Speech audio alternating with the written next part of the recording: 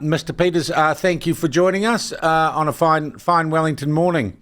It's been quite a year, hasn't it? Good morning. It is a fine Wellington morning for a change. It's really quite glorious. And thinking about the few days where we've had all these cancellations at the airport, it's quite a pleasant surprise. All right.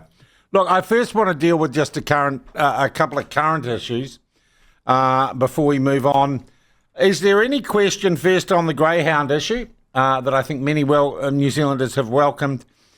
And some people say, oh, gosh, horse racing will be next. That's not the plan, is it? That's not the plan. There are different animals, and you've got the usual cacophony of clowns who want everything to change. They'll stop everything if they could. And in the end, we'd be all walking to work, the whole country would have been paralysed and everybody would be broke.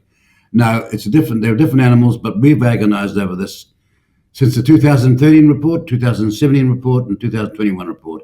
And they all point to the fact that the dangerous and damaging injuries that these dogs are getting is just far too high, and that we need to do something about it, and we are. And I'm delighted that, having consulted with across Parliament, we got 122 people to agree to do the right thing. Right. Also, what I add, is it likely to have some positive impact, if you like, on the horse racing, the gambling, the patronage of greyhound racing may well switch to the horse track? Well, of course it will. It was about 8% of the industry in terms of racing itself. That's about 150 million. But there'll be switchovers, so to speak. And also the industry is being galvanised now with the other piece of legislation that came in yesterday that'll bring $1 billion more in prize money over the next 10 years. Right.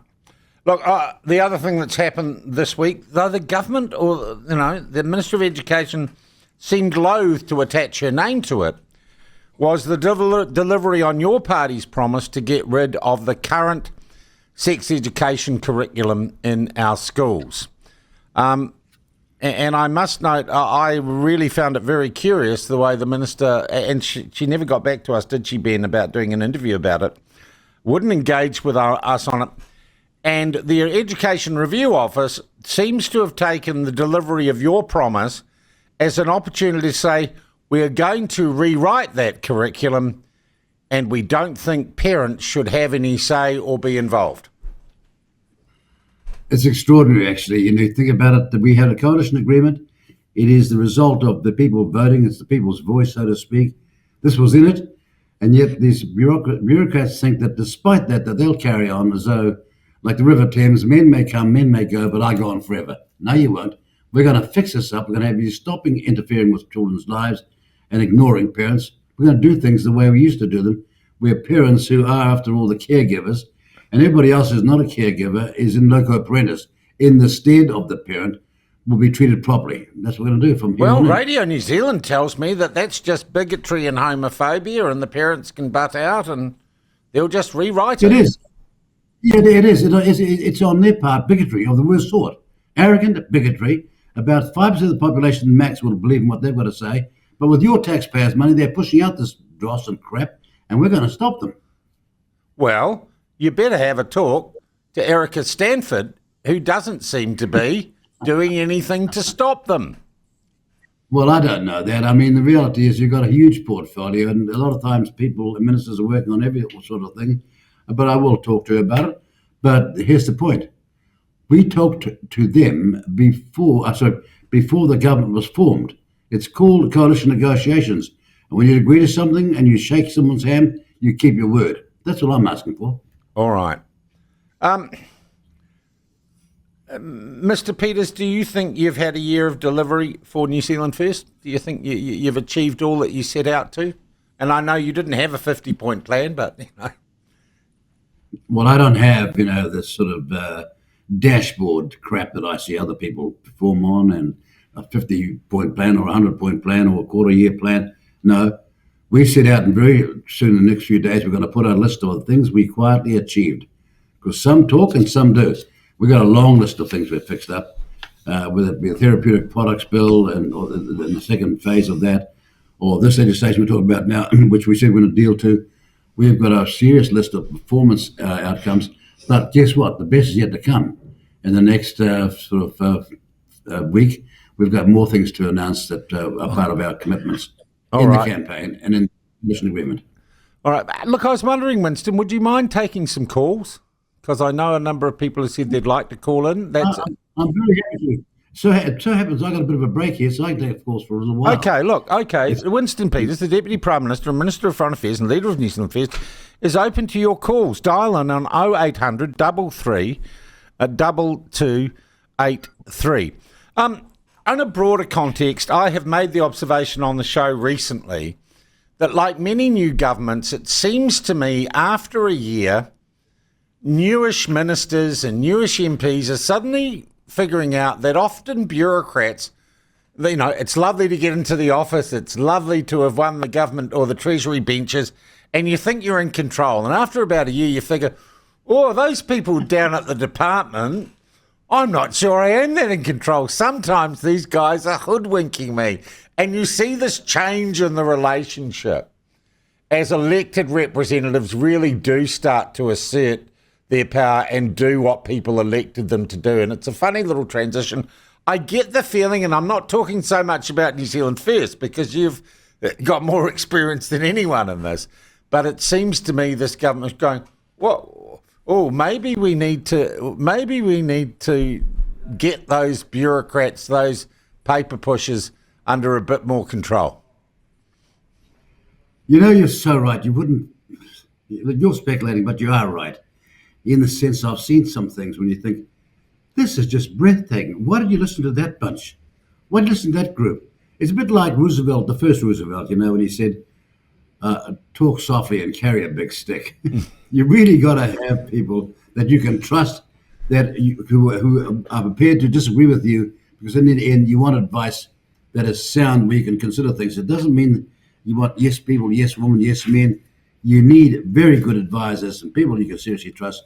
But at the end of the day, you're carrying the can here, and you better get it right. Yeah. All right, I've got a couple of calls here. Gail, you're on.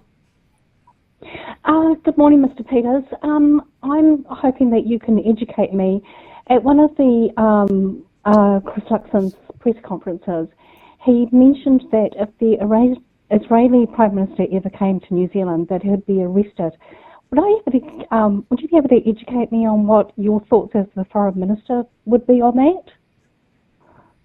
Well, Gail, the last thing I want to do is pretend to educate somebody, but I was a primary and secondary school teacher before I decided that there was no money and I better go into law and get to do something else in my life. But I do admire teachers. Let me tell you this.